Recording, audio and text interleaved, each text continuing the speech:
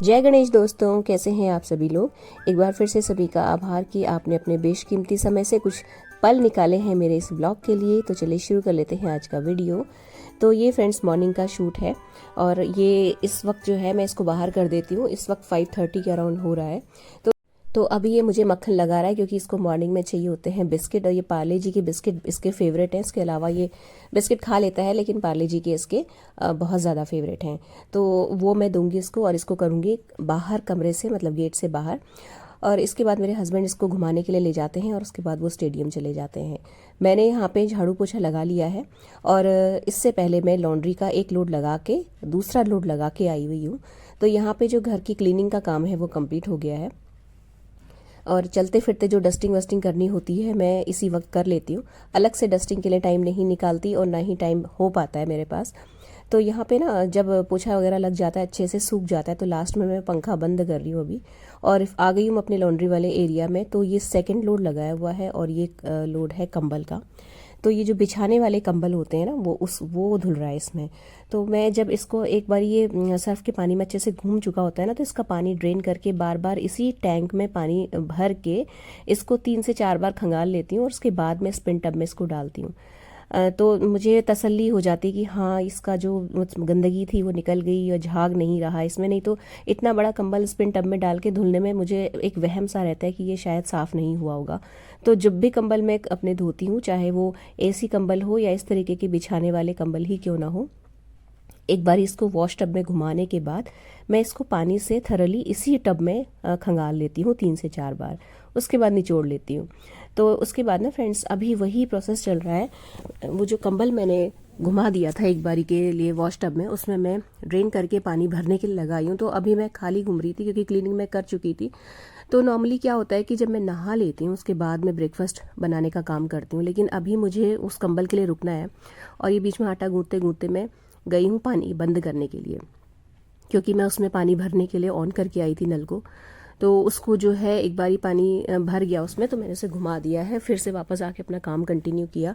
तो आज ब्रेकफास्ट में ना फ्रेंड्स ऐसा कुछ काम मेरा है नहीं, रात की सब्जी बची हुई है तो सिंपली बस आटा लगाना था, वो मैंने लगा दिया। और क्योंकि अभी मैं नहाने नहीं जा सकती, वो कंबल जब तक धुल नहीं जाएगा, बार बार पानी ड्रेन करना और भरने का काम उसमें चल रहा है, तो तब तक मैं जितने भी काम हो सकते हैं वो निपटा ले रही हूँ। दूध की बाल्टी निकाल दी और ये जो कंबल है इसका फाइनल वाला रिंस चल रहा है। तो ये तीसरी या चौथी बारी में, 4 बारी में मैं इसको धो लेती हूँ। डिपेंड करता है पानी के कलर के ऊपर। अगर पानी गंदला सा हो रहा है तो मैं इसको धो लेती हूँ। और इसके अलावा जो मैं पोछा लगा रही थी ना, उससे पहले मैंने गर्म पानी में सर्फ डाल के अपनी बेटी का स्कूल बैग भिगा दिया था और एक अपना वुलन सूट था वो भिगो के रखा था।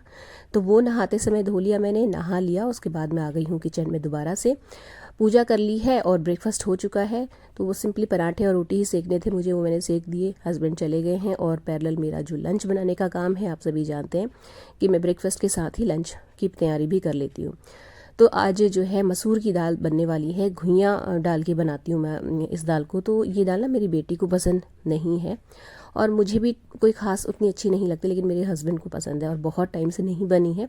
तो उनकी फरमाइश पे मैं आज बना रही हूँ, क्योंकि जो मेरी छोटी वाली बेटी है उसका आज लंच जो है वो अब उनकी ताई जी के घर पे है। तो वो चली जाएगी ना, तो मुझे इसलिए एक ऑप्शन था मेरे पास कि मैं हस्बैंड के मन की चीज़ बना दूँ। तो ये जो मसूर की दाल है फ्रेंड्स, मैं इसको बीच बीच में इस तरीके से पानी इसका रिंस करती रहती हूँ, मतलब पानी इसका चेंज करती रहती हूँ ना। तो होता क्या है, जो इसके ऊपर दाल के ऊपर जो थोड़ा सा पाउडर सा लगा रहता है वो निकल जाता है। इसके अलावा जो भी उसमें केमिकल वगैरह रहते हैं सब, मतलब अच्छी तरीके से धो लेती हूँ जितना हो सके, क्योंकि पूरी तरीके से तो देखिए हम नहीं छुटकारा पा सकते इन सब चीज़ों से, केमिकल वगैरह से, लेकिन जितना अपने हाथ में है उतना कर लो। तो बीच बीच में ना मैं इसका पानी इसको रगड़ रगड़ के धो के इसमें पानी फिर से भर के छोड़ देती हूँ। तो ऐसा कम से कम 5 से 6 बार करते रहने से जो दाल है वो ऑलमोस्ट बहुत अच्छे से क्लीन हो जाती है। मतलब इतनी अच्छे से साफ़ हो जाती है कि जब मैं इसमें फाइनल पानी भरूंगी, मतलब दाल पकाने के लिए, तो वो बिल्कुल क्रिस्टल क्लियर आता है। तो ये जो काम है दाल और चावल धोने का, ये मैं पैरेलल करती रहती हूँ।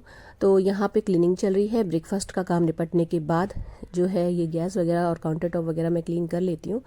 तो इससे ये रहता है ना, अभी जब मैं तैयार होंगी ऑफिस के लिए तो उतनी देर में मेरी दाल वगैरह में प्रेशर भी लग जाएगा।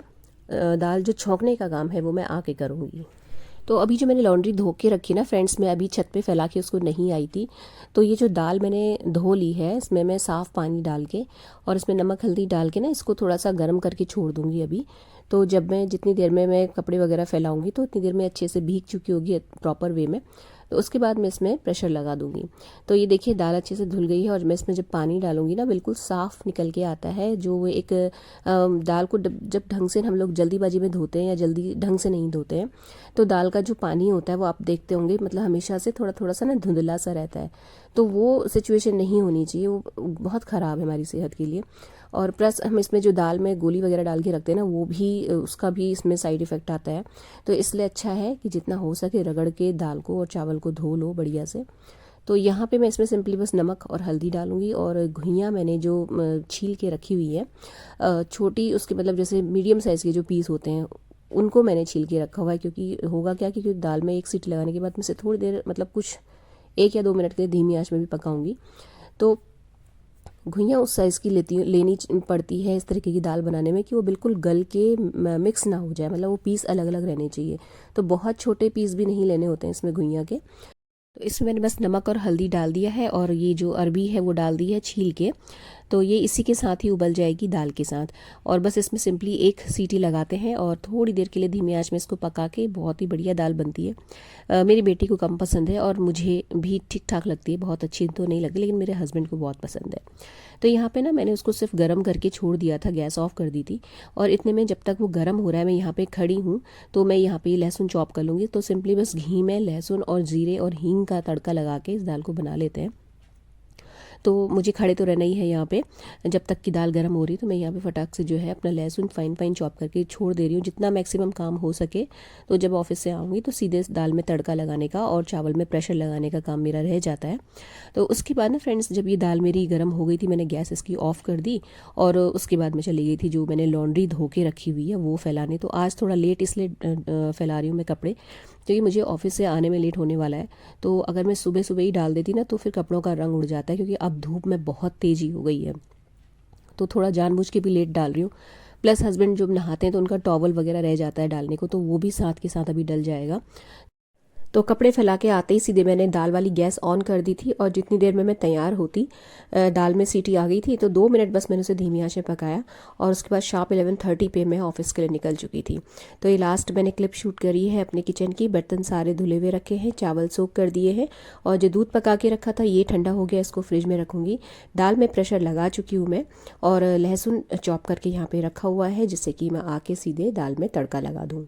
और आज 2:45 हो गया था मुझे घर लौटते लौटते। तो फिर उसके बाद मैंने दाल में जो तड़का लगाया और चावल प्रेशर लगाया ये सब मैंने शूट नहीं किया क्योंकि ऑलरेडी बहुत लेट हो गया था। तो जल्दी जल्दी मैंने घर में आके अपना जो लंच का काम है वो निपटाया। हस्बैंड तो खा के उसी वक्त चले गए थे, बेटी को लंच दिया और उसके बाद फिर मैं चेंज भी नहीं किया था मतलब मैंने आज। तो उसके बाद फिर मैं जैसे कि रोज़ सूप की सब्ज़ी इसी वक्त कर लेती हूँ ना प्रेशर लगा के, तो वो कर रही हूँ अभी फटाफट जो है। टमाटर गाजर चुकंदर ये 3 चीज़ों को भी काट के नमक और थोड़ा सा पानी डाल के यहीं पर अभी प्रेशर लगा लूँगी। तो 4 साढ़े 4 के अराउंड जब ये सब्जियां ठंडी हो जाती हैं ना तो उसके बाद फिर मैं इनको पीस के फिर इसका सूप बना देती हूँ और बेटी को दे देती हूँ। इसी टाइम के अराउंड 4:30 तक मैं उसको हर हाल में सूप पिला देती हूँ और मैं पीती हूँ शाम को जब मैं डिनर की सब्जियां चॉप करने के लिए आती हूँ। तो बस ये जो सब्जियां हैं ये डाली हैं मैंने और इसमें नमक और थोड़ा सा पानी ऐड करके यहीं पर खड़े खड़े मैं इसमें प्रेशर लगा दूँगी। तो इससे ये रहेगा कि मेरे सामने ही सीटी भी लग जाएगी और मैं तो मेरी बेटी के जो है बोर्ड के पेपर चल रहे हैं ना, नहीं तो वो इस वक्त कपड़े अगर वो देखती ना मम्मी को ऑफिस से आने में लेट हो रहा है तो वो अब कपड़े ला के रख देती है। बट वो उसको मैंने मना करके रखा हुआ था कि मतलब तुम मत उठना पढ़ने से अपने। तो वो अपना पढ़ रही थी ना, तो मैंने आके फिर जब ये सब काम निपटाया सूप की सब्जी वगैरह बॉईल करने के बाद फिर मैं छत पे गई हूँ और कपड़े। तो उसके बाद ना ये जो जूट का प्लेसमेट मैंने बनाना आपके साथ लास्ट व्लॉग में शेयर किया था, इसमें कुछ काम रह गया था तो वो मैं करने बैठ गई हूँ। और ये करने से पहले मैंने आधा पौने घंटे का रेस्ट किया है। उसके बाद 1 कप चाय बना के पी, बेटी को सूप दिया, उसके बाद मैं ये काम करने के लिए बैठी हूँ। तो जब मैंने जूट की जो रस्सी है उसको जब ऑनलाइन ऑर्डर किया था तो उसके साथ ये वुडन बीड्स भी साथ में मिले थे।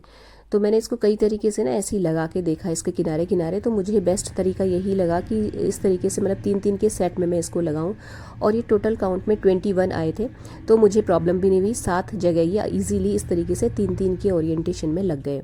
तो ये मैं इसको स्टिच करके इसको फिक्स कर रही हूँ। ये जो मैं स्टिच कर रही हूँ ना फ्रेंड्स, ये उससे कर रही हूँ, जो नॉर्मल अपनी रील होती है ना, जो रेगुलर रील सिलाई वाली होती है, उससे उसको 2-3 बार मैंने मोटा बना के जो मैटी की सुई होती है जिससे हम स्वेटर बुनते हैं, उसमें पिरो के तब जाके मैंने ये बीड्स लगाए। तो ये कुछ इस तरीके से लगाए। तो ये काम निपटाया मैंने। तो ये बहुत खूबसूरत लग रहा था, मतलब इसकी जो ये इतना मतलब मेहनत से बनाया ना, इसमें और 4 चांद लग गए थे। तो ये करा ना मैंने। तो इसके बाद फिर करते करते मुझे ज़्यादा टाइम तो लगा नहीं था, क्योंकि कुछ ऐसा बहुत बड़ा काम नहीं था इसमें, आधे पौने घंटे में ये काम भी निपट गया था। तो उसके बाद फिर मैं पूजा करके अपना सूप पिया है, और उसके बाद मैं सीधे आ गई हूँ डिनर बनाने के लिए। तो डिनर में आज जो है सोयाबीन की बड़ी की लटपटी वाली सब्ज़ी बनने वाली है। तो बढ़िया मैंने भिगो दी थी थोड़ा तेज़ गर्म पानी में, और यहाँ पे चॉप करी हूँ मैं अदरक लहसुन वगैरह। तो पहले मैं हमेशा अदरक छील के रख लेती हूँ नेक्स्ट डे के लिए, जैसे कि चाय वगैरह के लिए बार बार छीलनी ना पड़े। उसके बाद प्याज लहसुन को हाथ लगाती हूँ, तो चाकू से जो स्मेल आ जाती है ना अदरक छीलने में, वो नहीं आती है। तो यहाँ पे बस मैंने लहसुन अदरक प्याज और हरी मिर्च से को सरसों के तेल में डाल के इस तरीके से तड़का लगा दिया। और ये जो बड़ियाँ हैं इनको कस के अच्छे से धोना पड़ता है फ्रेंड्स, बहुत ज़्यादा इनको धोना पड़ता है, नहीं तो इनके अंदर से ना वो झाग सा निकलता रहता है, वो बड़ा ख़राब होता है। तो उसको मतलब बड़ियों को 3-4 पानी में धो के अच्छे से फिर मैंने इनको कस के निचोड़ के उसके साथ एक आलू और काटा है, और उसको जो है मैं तेल में इस तरीके से फ्राई कर रही हूँ। तो ये प्याज के साथ भी फ्राई हो जाती हैं वैसे, लेकिन इस तरीके से करूँ तो बहुत बढ़िया फ्लेवर आता है। तो यहाँ पे टमाटर डाल दिया था मैंने, टमाटर का पेस्ट, और उसके साथ नमक, हल्दी, देगी मिर्च और धनिया पाउडर डाल के मसाला अच्छे से भुन गया। तो यहाँ पे मैंने ये जो बड़ी फ्राई करके रखी थी आलू और बड़ी, ये भी डाल दी, और इसमें पानी डाल के इसकी जो ग्रेवी है वो तैयार कर दी। तो ये ना तो हमारे घर में थोड़ी सी लिटपिटी खाई जाती है। वैसे मेरे हस्बैंड को सब्जियां जो है नॉर्मली ज़्यादा तरी वाली पसंद आती हैं, लेकिन इस सब्जी को वो लिटपिटी ही खा लेते हैं। तो ये एक प्लस हो जाता है मेरे लिए, क्योंकि हम सभी को ये सब्जी बहुत पसंद है, मतलब पूरी फैमिली को। तो एक अच्छा ऑप्शन हो जाता है, जब कुछ समझ में नहीं आता तो मैं ये सोयाबीन की बड़ी वाली सब्जी बना लेती हूँ। तो फ्रेंड्स ये था आज का छोटा सा व्लॉग। अगर आपको अच्छा लगा हो तो वीडियो को लाइक और शेयर ज़रूर कीजिएगा, और चैनल को सब्सक्राइब करे बिना मत जाइएगा। मिलते हैं अगले वीडियो में। Till then take care, stay healthy, happy and positive. Thank you.